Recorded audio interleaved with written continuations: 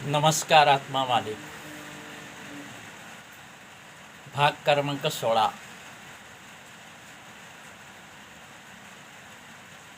आनंदी जीवन जगा. आपल्या विचारांवरच आनंद अवलंबून असतो. तुम्ही जर आनंदाचे विचार केले, सकारात्मक विचार केले, शुभ विचार केले, खुशीचे विचार केले तर आनंदच आनंद आहे. विचारांची चाबी तुमच्याजवळच आहे. तुम्ही जर का नकारात्मक, चिंतादायक, दुःखदायक विचार केले, चिंता दुःख राहील. परमेश्वराने तुम्हाला विचार दिलेले आहे. भरपूर विचार प्रत्येकाच्या डोक्यात चालतात. ते विचार कोणते निवडावे? आनंदाचे विचार, खुशीचे विचार, चांगले विचार. तुम्ही जसे विचार करणार आहात तशी तुमच्या मनाची स्थिती निर्माण होते. प्रत्येकाच्या डोक्यामध्ये विचार हे चालत असतात, हे सर्वांना माहीतच आहे. मग तुमच्याकडे विचारांची चाबी आहे ना, तुम्ही मालक आहेत का नाही? त्या विचारावरच अवलंबून तो आनंद. समजा एखादी समस्या निर्माण झाली तर त्या समस्यांवर वारंवार विचार करत बसू नका. फक्त प्रयत्न करा. चिंताच्या ऐवजी चिंतन करा, सोडवण्याचा प्रयत्न करा. त्या समस्या सोडवताना तुम्हाला जर अपयश आलं तरी दुःखी होऊ नका, चिंता करू नका. थोडा वेळ थांबा, पुढे नंतर प्रयत्न करा. तर समस्यांमध्ये गुंतून पडू नका, वारंवार विचार करू नका. तसेच आपल्या मनावर जे विचार चालतात ते सकारात्मक करा, आनंदी विचार करा. जर तुम्ही नकारात्मक विचार केला तर दुःख येईल, चिंता येईल. तुमच्या हातात आहे ते सगळं. तिसरा प्रकार, तुम्ही आनंदात जगतात. काही लोक तुमच्यावर जळत आहात, ते तुम्ही चिंतात राहावे, दुःखात राहावे म्हणून प्रयत्न करीत असतात. ते काही बोलत असतात, टोले मारतात. तुम्ही तोच विचार घेऊन बसतात आणि चिंता करत बसतात. तसं करू नका. उलट तुम्ही जितकं आनंदात राहाल तितके तुमचे विरोधी जळतील. आनंदित राहण्याचा प्रयत्न करा. जीवन एक खूप छोटं आहे. किंवा मरता येईल भरोसा नाही. खूप लहान आहे जीवन, सस्पेंड आहे शिवाय. मग छोट्याशा जीवनात का तुम्ही दुःखी चिंतत राहतात? आनंदित राहा.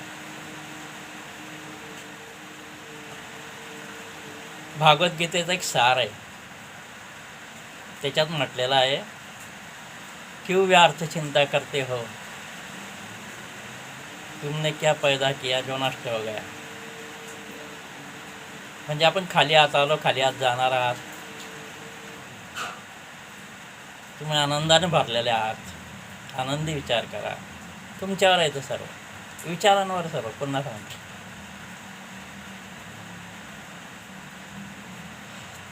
एक गाणं आहे, खूप सुंदर गाणं आहे. जिंदगी हम सफर है सुहाना, यहाँ कब क्या हो किसने जाना. म्हणजे केव्हाही काही घडू शकतं, म्हणून आनंदात जगा. मृत्यू केव्हाही येऊ शकतो, म्हणून आनंदात जगा. कोणत्याही घटना घडल्या तर जास्त मनावर घेऊ नका, किरकोळ समजा. मोठमोठ्या समस्या, संकटसुद्धा किरकोळ समजा. आणि तुम्ही तर किरकोळ समस्यांनाच मोठे करून टाकता. ध्यान करा, सद्गुरू मार्ग करा, सत्संग ऐका, चांगले विचार ऐका, भजन कीर्तन ऐका. जुने गाणे सुद्धा तुम्ही ऐकू शकता, त्याच्यामुळे अर्थपूर्ण बोध आहे. म्हणजे जितकं तुम्हाला आनंदित राहता येईल त्या परमात्मे प्रयत्न करा. सर्वांना आनंद देण्याचा प्रयत्न करा तर तुमच्या वाट्याला आनंद येईल. मित्रमंडळी, नातेवाईक सर्वांना आनंद द्यायचा प्रयत्न करा. खुश राहा. खुशी वाटेल तर खुशी येईल. सर्वांच्या आनंदात सामील व्हा. म्हणजे आपण जे छोटं जीवन आहे ते किती आनंदात आपण जगलं पाहिजे हाच विचार केला पाहिजे. आनंदित जगा. आणि जे तुम्हाला गोर गरीब गरजूंचं चांगलं करता येईल ते करा. त्याच्यातून खूप समाधान मिळतं, प्रेम वाटा. चिंता करणाऱ्या लोकांना उलट आनंद द्या. काही लोक चिंता करणाऱ्यांना त्रास देतात, ते चुकीचे कर्म आहे. हसते हसते की कर्म रोते रोते भुगतणे पडते. कोणाला त्रास देऊ नका. तुम्ही जे पेणार आहात तेच उगवणार आहात. खूप आनंदी राहण्याचा प्रयत्न करा. पैशावरच आनंद अवलंबून असतो हे चुकीचं आहे. विचारावर आनंद अवलंबून आहे. विचार. पैसा हे फक्त साधन आहे. त्याच्यामुळे तुम्ही सुविधा विकत घेऊ शकता, सुखाने राहण्याचा प्रयत्न करू शकता. पण विचार हे त्यापेक्षा श्रीमंत असतात. तुम्ही आनंदी विचार केला तर श्रीमंत आहात तुम्ही.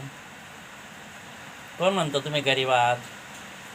तुम्ही चिंतादायक विचार केले तर गरीब, आनंदी विचार केला तर श्रीमंत. आनंदाचे विचार करा. पुन्हा सांगतो, तुमच्यात खूप आनंद भरलेला आहे. आपल्या विचारांवर आनंद आहे. ते चाबी तुमच्यात आहे. विचार कसे करायचे हे आपल्या मनावर आहे. खुश राहो, आनंदी आनंद.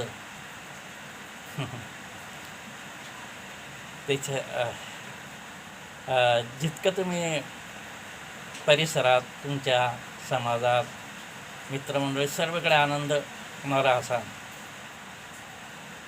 तितके तुमचं चांगलं होतं, कल्याण होतं. आनंदित राहा. पुन्हा सांगतो. ठीक आहे, आता वारंवार आनंदावर नाही बोलत, तर फक्त ह्या गोष्टीवर मनावर घ्या. आनंदी जीवन जगा. ठीक आहे. धन्यवाद. आत्मा मालिक. ओके.